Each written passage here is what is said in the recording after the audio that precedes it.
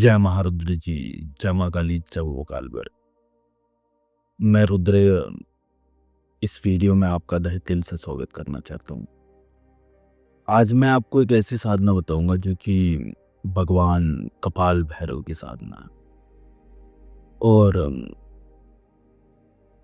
इसके साथ एंडिंग में भी एक चीज़ बताऊंगा जो कि बहुत ज़रूरी है बहुत सारे लोगों के लिए, जिन पर तंत्र हुआ है, खासकर उन लोगों के लिए। तो वही ये जो साधना है, मैं कपाल भैरव की बता रहा हूँ आपको। ठीक है, बस आपने करना क्या है, होली की जो राख होती है वो ले आनी है। आज होली दहन हो चुका होगा, ठीक है। जब तक ये वीडियो आप तक पहुंचोगी ऑलमोस्ट हर जगह पर होली का दहन हुआ होगा। वहाँ की राख उठा के लानी है।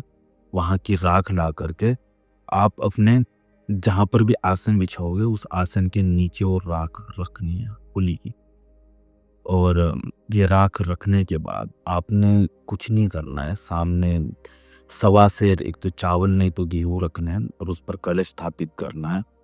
और दिमाग में ऐसा मान लेना है आपके कि ये भगवान कपाल भैरव है। कपाल भैरव का जो वर्ण है वो गोल्डन कलर के, मतलब सोने जैसे उनका शरीर है, ठीक है। तो वैसे आपको इमेजिन करना है, ठीक है। इतना करने के बाद ज़्यादा कुछ नहीं करना है। बस एक रुद्राक्ष की माला लेना है। दिशा पूर्व या उत्तर दोनों में से एक दिशा, इस दिशा में आपको मुंह करके जप लेना है जो मैं मंत्र बता रहा हूँ। ओम क्रीम ह्रीम भैरवाय कपाल भैरवाय हुम ह्रीम क्रीम श्रीम फट, ठीक है। इस मंत्र का आपने तकरीबन 111 माला करनी है। अगर नहीं हो सकती है 111 माला तो कम से कम 21 माला कर सकते हो। बट आपको टोटली जाप करना, चाहे आप कितने भी दिनों में कर लो, मैं आपको नहीं रोकना है, ठीक है। 3 लाख जाप संपन्न करना है आपने। 3 से 3.25 लाख जाप संपन्न करना है। 3.25 लाख का आप अनुष्ठान लो। चाहे ये 3.25 लाख जाप आप एक दिन में कर लो, चाहे 10 दिन में कर लो, चाहे पूरे साल में कर लो।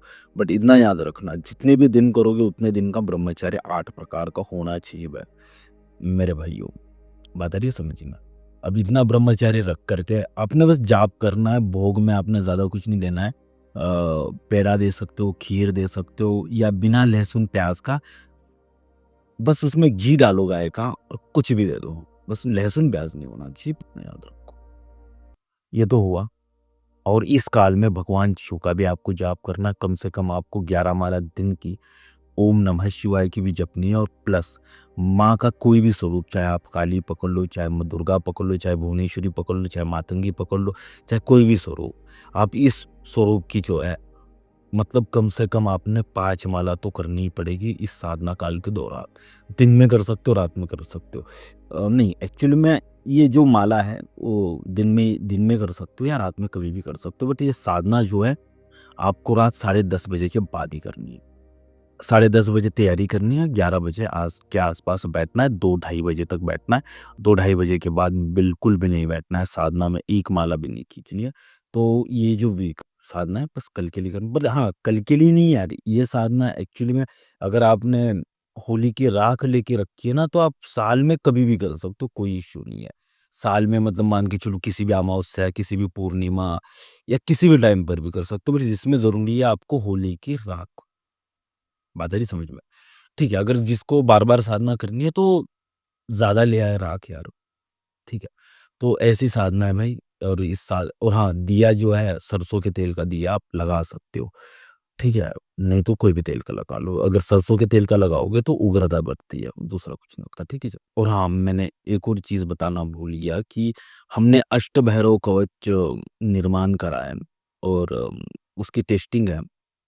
तो टेस्टिंग के चक्कर में हमने देना है पहले 7 लोगों को, जो कि बहुत ही कम प्राइस में दे रहे हैं, ठीक है। अगर किसी के ऊपर तंत्र से जुड़ी हुई कोई भी प्रॉब्लम्स है तो नीचे दिए गए नंबर पे कॉल कांटेक्ट कर सकते हैं। तो उनको जो है वो कवच 1 हफ्ते में प्रोवाइड करा जाएगा, ठीक है जी। तो ये हुई बात। तो ऐसी वीडियोस देखने के लिए मैं लाइक करे, शेयर करे, सब्सक्राइब करे। अच्छा महारूप, अच्छा महाकाली, अच्छा वो काल भैरव। फिर मिलते हैं जी अगले वीडियो में। तब तक के लिए दोबारा से जय महाकाल।